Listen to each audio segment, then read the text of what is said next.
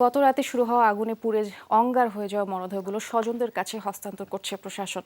দুপুরের পর থেকে এই প্রক্রিয়া শুরু হয়। এখন পর্যন্ত ৩৮ জনের পরিচয় শনাক্ত করা গেছে।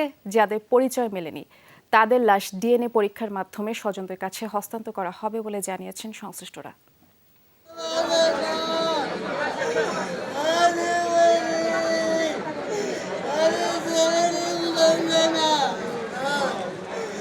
কফিনবন্দি সব যাত্রা, যারা জীবনের দামে শোধ করেছেন পেজের দায়। শোকের বয়স ফুরোয়, কিন্তু লাশের মিছিল যেন শেষ হবার নয়। বৃহস্পতিবার দুপুরে লাশ হস্তান্তর প্রক্রিয়ার সময় ঢাকা মেডিকেলের মর্গের সামনে দেখা যায় এমন ভিড়। কেউ পেয়েছেন ঝলসানো স্বজনের পুরো শরীর, কেউ বা আবার শুধু একটি মাংসপিণ্ড। তবুও সান্ত্বনা এই যে প্রিয় মানুষের মৃত্যুর কঠিন সত্যটা তো জানা গেল। আর রোহানের মতো যারা, তাদের অপেক্ষার প্রহর কত দীর্ঘ হবে তা জানা নেই কারোরই। কারণ রোহানের মতো অনেকের হদিস এখনো পাচ্ছেন না তাদের স্বজনরা। না, এখনো ওনাকে খুঁজে পাই নাই আমরা। এখনো এখানে কয়টা রুগী আনছে, এখনো আমরা এটা দেখি না। এখন কোন জায়গায় রাখছে আমরা এখন ওনাকে পাই নাই। আমরা ইমার্জেন্সি যেখানে লাশ রাখে সেখানে খুঁজলাম, এমনকি মিটফুট হাসপাতালে খুঁজলাম, যেখানে ইনজুরি হলে যেখানে ট্রিটমেন্ট সেখানে আমরা খুঁজলাম, কিন্তু কোথাও ওকে আমরা খুঁজে পেলাম না। লাশ হস্তান্তর প্রক্রিয়া সম্পর্কে জানান ফরেনসিক বিভাগ ও সিআইডির কর্মকর্তারা।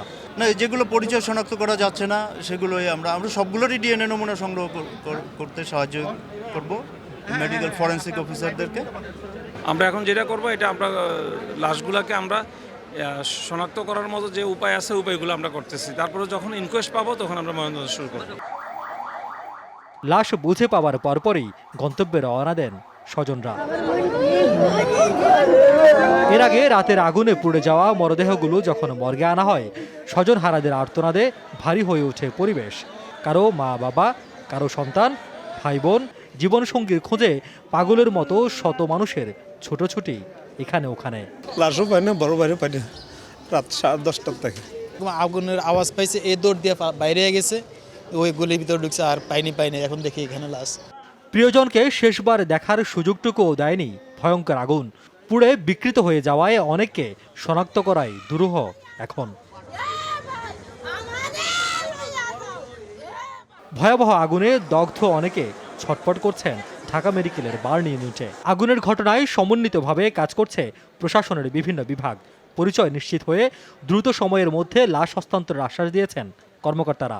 যে লাশগুলো আমরা শনাক্ত করতে পারি নাই, যেগুলো এখনো পর্যন্ত শনাক্ত হয় নাই, সেই লাশগুলোর ব্যাপারে ডিএনএ টেস্টের মাধ্যমে আমরা পরবর্তীতে এই হস্তান্তর প্রক্রিয়াটা, শনাক্তকৃত লাশগুলোর হস্তান্তর প্রক্রিয়াটা শেষ হওয়ার সাথে সাথে সেই বিষয়ে আমরা যথোপযুক্ত ব্যবস্থা গ্রহণ করব। তবে যাদের এখনও শনাক্ত করা যায়নি, তাদের লাশ কিভাবে সংরক্ষণ করা হবে তা পরে জানাবেন কর্মকর্তারা। ইতিহাসের সবচেয়ে বড় শিক্ষা হচ্ছে মানুষ ইতিহাস থেকে শিক্ষা নেয় না। তাই হয়তো চলতি পথে এভাবেই থেমে যায় সাধারণ খেটে খাওয়া মানুষের জীবন। তাই তো শোকার্ত মানুষরা এর অবস্থা থেকে পরিত্রাণ চান। আর এমন নির্মম মৃত্যুতে যাদের পরিচয় শেষ পর্যন্ত শনাক্ত করা যায়নি, তাদের স্বজনদের অপেক্ষা আর শোকের প্রহর বাড়ল আরও কয়েক গুণ। রিয়াজ রায়হান, যমুনা নিউজ, ঢাকা।